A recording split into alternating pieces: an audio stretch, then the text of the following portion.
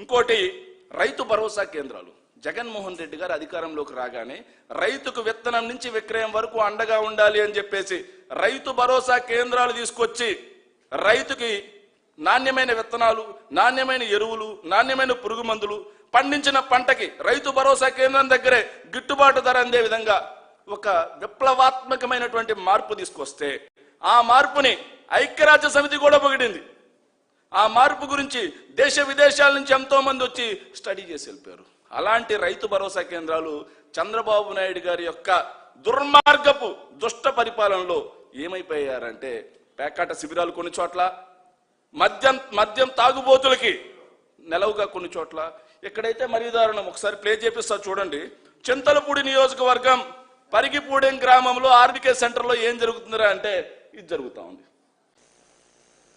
Contract వర్కులు చేసుకునే, road పక్కన కాంట్రాక్ట్ వర్కులు చేసుకునే ఎంప్లాయీస్ ఎవరైతే ఉంటారో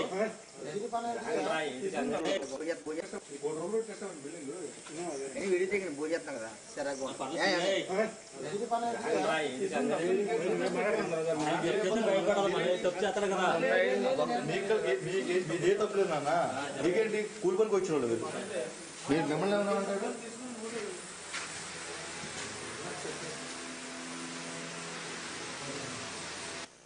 ఆ రైతు భరోసా కేంద్రం, రైతుకు అండగా ఉండాల్సినటువంటి కేంద్రంలో ఎంప్లాయీస్ ఎవరు లేరు. ఎంప్లాయీస్ మొత్తాన్ని తరిమేసి స్థానికంగా కాంట్రాక్ట్ వర్కులు చేసుకునే కాంట్రాక్టర్లు, వాళ్ళ కాంట్రాక్ట్ వర్కుల దగ్గర పనిచేసేటువంటి కొంతమంది ఎంప్లాయీస్ కి షెల్టర్ హౌస్లుగా మార్చేశారు రైతు భరోసా కేంద్రాలు. మద్యపానానికి నెలవుగా మార్చేశారు. అవి లాడ్జ్లా లేకపోతే రైతు భరోసా కేంద్రాల? చంద్రబాబు నాయుడు సమాధానం చెప్పాలి మీరు.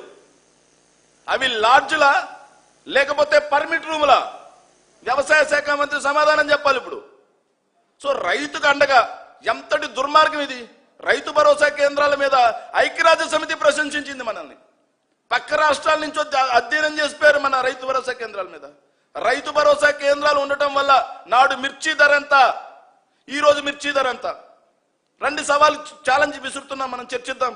నాడు పొగాకు ధర ఎంత మా ప్రభుత్వ హయాంలో, ఈరోజు పొగాకు ధర ఎంత? నాడు అరటి ధర ఎంత, ఈరోజు అరటి ధర ఎంత? నాడు ధాన్యం ధర ఎంత, ఈరోజు ధాన్యం ధర ఎంత? నాడు ఏదైతే మీరు చెప్తున్నటువంటి ఆక్వా దగ్గర నుంచి, మామిడి దగ్గర నుంచి వాణిజ్య పంటలు ఏదైనా సరే రండి.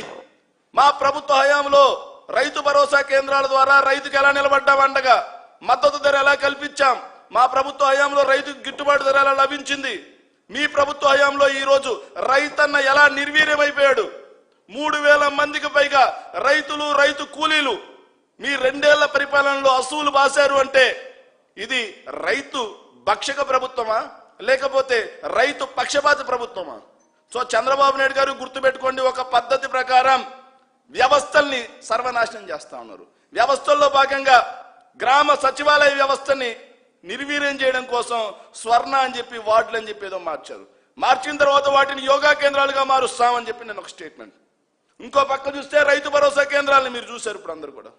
ఎంత దుర్మార్గంగా గేమ్ చేంజర్ లాంటి గ్రామ సచివాలయ వ్యవస్థని, రైతు భరోసా వ్యవస్థని నిర్వీర్యం చేస్తున్నటువంటి చంద్రబాబు నాయుడు గారికి రైతులు ఖచ్చితంగా 2029లో ఎలాంటి బుద్ధి చెప్తారు అనేది కూడా చంద్రబాబు నాయుడు గారు ఆలోచన చేసుకోవాలి. రైతులు చెప్పే బుద్ధి 2019లో చంద్రబాబు నాయుడు గారికి ఆల్రెడీ తెలుసు. మళ్ళీ అది రిపీట్ అవుద్ది. కాబట్టి మనకు అన్నం పెట్టే రైతన్నకు అండగా నిలబడాలని చంద్రబాబు నాయుడు గారిని ఒక్కసారి డిమాండ్ చేస్తా ఉన్నాం.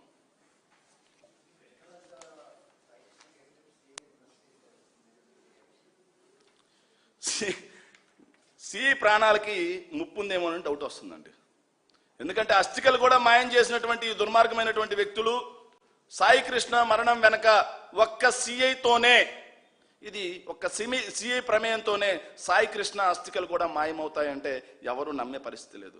దీని వెనక బడా బడా తలకాయలు ఉన్నాయి. బిగ్ బాస్ వరకు ఉన్నాడు అని చెప్పేసి అందరూ అంచనా వేస్తున్నటువంటి పరిస్థితి. ఇలాంటి పరిస్థితుల్లో ఒక్క నాగరాజును మాత్రమే బలిపశువును చేయడం కోసం, ఒక్క నాగరాజు చుట్టూ కేసు నడపడం కోసం ఆల్రెడీ స్క్రిప్ట్ రెడీ అయిపోయిందండి. దానికి సంబంధించి ఎవిడెన్స్ తో సహా మొత్తం ట్యాంపర్, సీసీ కెమెరాలు ట్యాంపర్, ఎవ్రీథింగ్ మిస్ అవుతా ఉన్నాయి.